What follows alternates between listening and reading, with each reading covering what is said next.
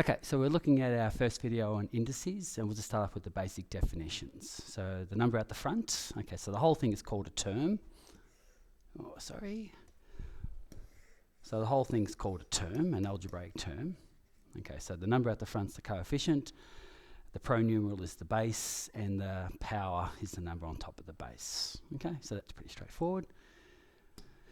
Okay, so we're looking at 6 laws. First law is a multiply law. When multiplying, we add. Second one, when dividing, we subtract. Next one is power in and power out is a multiply. Anything to the power of 0 equals 1. The 5th, 6th, and the 7th are the start of the hard ones. So when we have negative indices, we have fractions. Okay, so negative indices are fractions. They're not negative numbers. Fractions are actually to do with radical signs, the square roots or the cube roots. So you have, if you have 1 over m, it's just the mth root. So for example, if you've got 4 to the half, it's the square root of 4, which is just 2. Next one is when you have a number on top, numerator, denominator. You have 2 choices. The number on the bottom goes outside the radical sign, so like the square root or the cube root, and the number on top can either go outside the bracket or it can go on top of the number inside the radical sign. So it's not a square root sign, we call it a radical sign because it could be a square root or a cube root.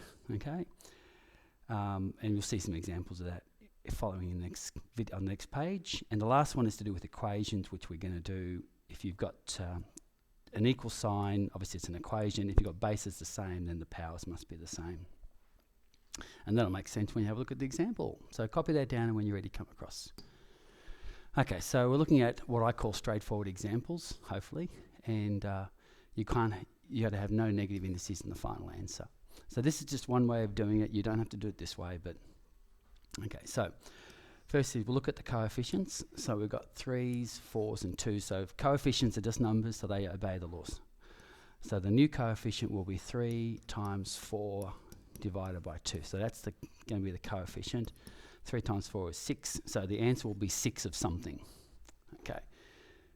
We've got the letter M and we've got the letter N in the question. So most likely we'll have M's and N's in the final answer. So we've got 2.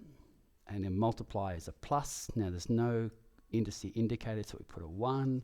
So it's 2 plus 1. And then division is minus. So we've got minus minus 1. So that's how many m's we're going to have. So if you want to put it down now, so 2 plus 1 is 3. 3. I've got 2 minuses headbutting. So we've got 4. Okay, with the n's, we start with minus 4. We're going to add 3 because we've got to multiply. And then we can subtract 1. So minus 4 plus 3 is minus 1. Minus 1 minus 1 is minus 2. And that's okay, except I want no negatives. So the final answer is that one. Okay, next one. Couple of choices, but I'll do, when you see a negative outside, turn it upside down. Just turn that upside down, don't change anything, and just make it a plus 4 on the outside.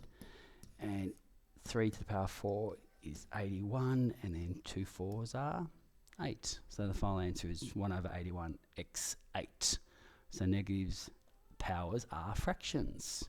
Copy, and when you're ready, come across. Okay, next one is, we've got a negative, but with this time, I'm going to multiply through and then change at the end, just to make it a little bit different. So I've got 4 times minus a half is minus 2. And then 2 times minus a half is minus 1. And then they're both negatives, so turn them both upside down. Okay. The alternative is to go 1 over a4b squared to the half. And then half of 4 is 2, half of 2 is 1, so you get the same answer. Okay, next one. We've got numbers top and bottom. So the 3 goes outside the radical sign. And I'm going to square the final answer. So the cube root of 8 is 2. 2 squared is 4. And next one is a negative. So we'll turn it upside down. And then I'll do the square root of 4, and I'll cube that answer. So the square root of 4 is 2 cubed. So the final answer is a fraction, 1/8. Negative powers are fractions, not negative numbers. Okay, copy and come across. And the last page, page 5 of 5, is equations. Okay, so we've got to make sure we get a connection, because for the law to apply, I've got to have the same base. Okay, so this one here, x 2 to the x is okay, and then 8 is the same as 2 cubed. So have to assume that in these early ones that there's a connection between the bases. And then once we've got the bases the same, then we can just say x equals 3 for the first one. Okay, now with this next one, 4 can't become 8. Like 4 to the power of 1 is 4, 4 squared is 16, so we jump past the 8.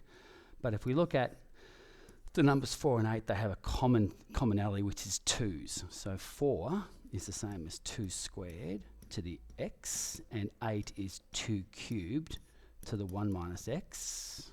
Okay, and then the law with powers in and powers out is you multiply, so 2x, and then 3 times 1 is 3, 3 times minus x is minus 3x. That's pretty straightforward. And then forget about the 2's. So we got 2x equals 3 minus 3x. Take the x's to one side. That becomes a plus. So we have 5x equals 3, and divide by 5. Okay. I think I've got one more example. So copy that down. I think one more example. Yes, the left one up there. Okay, so 5 and 25, straightforward. Excuse me. Base is 5. So this is a little bit harder. So 5 to the 1 minus x. So 25 is 5 squared to the 2x plus 3. So we've got a bit of work to do here. So we've got 1 over 5. 2 times 2x is 4x. 2 times 3 is 6. Okay, so bring all of this up to the top, and because it's changing position, it'll change to a minus. So it'll become minus 4x minus 6, because it was positive on the bottom, it'll be negative on the top. And then finally, we've got the 5 matching up. So 1 minus x equals minus 4x minus 6. Now, minus x minus 4x is smaller, so it goes that way, and then 1 goes that way. So it's not easy, but we'll get there. So minus x minus plus 4x equals positive 3x. Minus 6 minus 1 is minus 7. And so x equals minus 7/3. So that was a toughie, but it's doable. Okay, that's the level that you can do. So on the Moodle page, which is organised into folders, okay, so on worksheet 1, okay, so exercise 1402 has equations. Okay, so there's some there to do. Exercise 4F are the straightforward ones. And again, don't do everything of every question. 4G has the negatives, and 4H has the fractions. Okay, so that's worksheet 1, and then worksheet 2. Okay, exercise 2H is a mixed set. They're not too hard. 505 has more fractions, so you don't do more if you're already okay with them. 2F is straightforward again.